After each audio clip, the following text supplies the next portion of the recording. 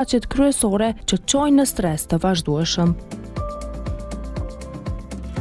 Po realisht varet edhe nga personi se sa e marr stresin.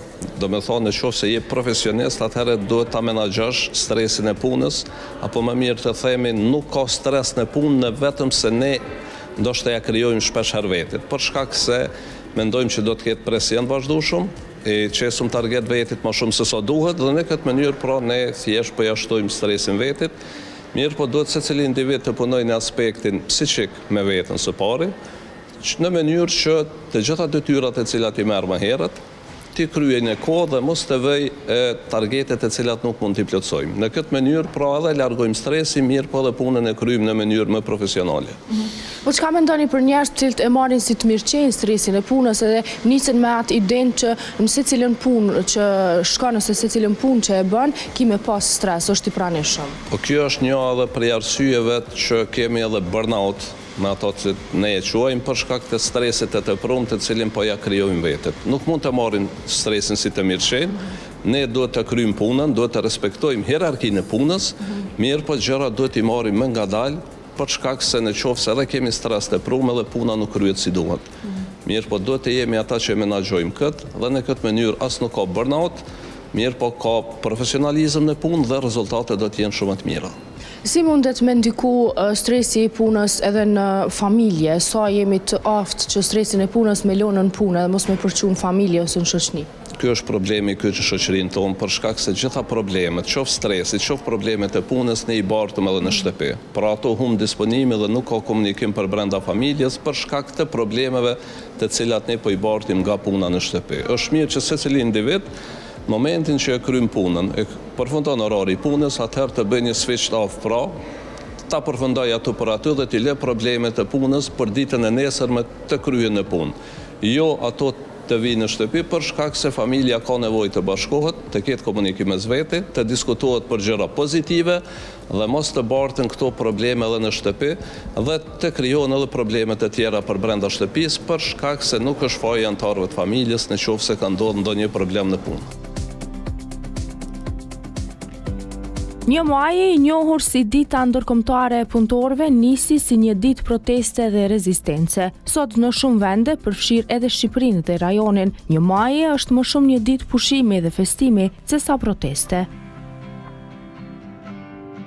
Këtë çështje sociologu Jeton Brajshori e vlerëson si një dukuri negative, sepse sipas tij Kosova është vendi i fundit që duhet të festojë në ditën e 1 majit. Realisht Kosova është vendi i fundit i cili duhet të festoj ditën e 1 majit. Tek ne është bërë një farë lloj kulture, tradite që për çdo festën e 1 majit ne dalim, shkojmë sidomos në Prishtinë, po flas, shkojmë në parkun e Gërmis dhe ato është një farë feste pothuajse kemi të bëjmë me ndonjë festë kombëtare apo ndonjë festë më e madhe. Kjo mendoj që është gabim për shkak se Kosova është një ndër vendet më të varfëra në Evropë, kemi migrim masiv të rinisë nga vendi ynë. Dhe shohim që shtrajtimet e rrymës në kohët e fundit kanë filluar me njëherë të ndikojnë në çmime dhe fare nuk kemi arsye pra të festojmë, por ne duhet të organizohemi dhe të protestojmë për shkak të drejtave elementare tona. Nuk kemi duke kërkuar diçka më shumë se të tjerët, vetëm një mirëqenie të thjeshtë për neve dhe familjet tona. A mendoni që e kena keq kuptuar na datën e 1 majit, që e festojna, në fakt nuk protestojna, a ndoshta që kena hek dorë se këto protesta nuk është që kanë funksionuar dhe nuk është që e kanë arritur qëllimin e vet? Po në qoftë se ne në Kosovë dim që ka dhe drejtësi selektive dhe në shumicën e rasteve kur ka pas padite ndryshme ndaj punëdhënësve të cilët i kanë shkelur të drejtat e punëtorëve, nuk është që ka pas edhe rezultat. Normalisht që njerëzit në këtë mënyrë pra dhe ftohen. Do me thonë, nuk janë më në gjendje që të shkojnë tutje. E dim që edhe shumica e sindikatave të cilat ekzistojnë në Kosovë janë pothuajse paterice e partive politike, po prapse që nuk na jep të drejtë neve që të dalim edhe të festojmë, për shkak se nuk i kemi kushtet për të festuar. Kjo duhet ta motivojë neve më shumë si individ, që të punojmë më shumë në aspektin të ngritjes së mirëqenies sociale për neve dhe familjen, pra t'i kërkojmë të drejtat tona elementare natyrore, të bëjmë një jetë të dinjitetshme, asgjë më shumë. Pra ne duhet të protestojmë gjithsesi për të drejtat tona si punëtor. Kthehemi pak edhe tek stresi, tek vështirësitë me të cilët përballen shumë punonjës në profesione të ndryshme, në profesione të caktuara. Cili është sekreti ose si duhet me menaxhu stresin në punë? Vetëm duhet me pas një orar, secili duhet ja bëj vetit një orar të punës si duhet.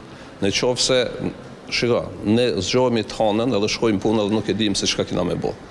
Kjo është gabim, domethënë. Në qoftë se nuk e ke planifikuar çka ke me bë për tërë javën, atëherë po flas nga profesioni im, se për shembull ju si gazetare keni më ndryshe se del diçka në terren edhe është puna e gazetarit është e vështirë për shkak se ju jeni në punë 24 orë pothuajse. Mirë, po në profesionin tim unë gjatë tërë javës e di se çfarë do të bëj gjatë javës. E kam një planifikim, një orar të cilin e shkruaj në shtëpi. Po në qoftë se del diçka në ndërkohë është okay, sepse ki vend të në manovrash. Mirë, po në qoftë se fillojmë javën pa planifikim, normalisht që ka me pas edhe stres, sepse nuk e din se çka do të ndodh edhe çka kime bë. Në momentin që na imponohet një punë e re, atëherë ne normalisht që do stresohemi. Pra sekreti është vetëm planifikimi i mirëfillt i orarit të punës dhe punët e kryer në mënyrë profesionale, të respektohet hierarkia e punës dhe nuk ka me pas problema stres. Dhe gjithsesi problemet të mbesin jashtë familjes. Krijimi i një ambienti të shëndetshëm pune, komunikimi i hapur mes stafit, ofrimi i mbështetjes psikologjike dhe promovimi i një kulture që vlerëson mirëqenien e punonjësve janë hapa të nevojshëm për të mbajtur stresin nën kontroll. Një ekip nuk mundet me funksionu në qoftë se nuk bashkëpunojnë njëri me tjetrin.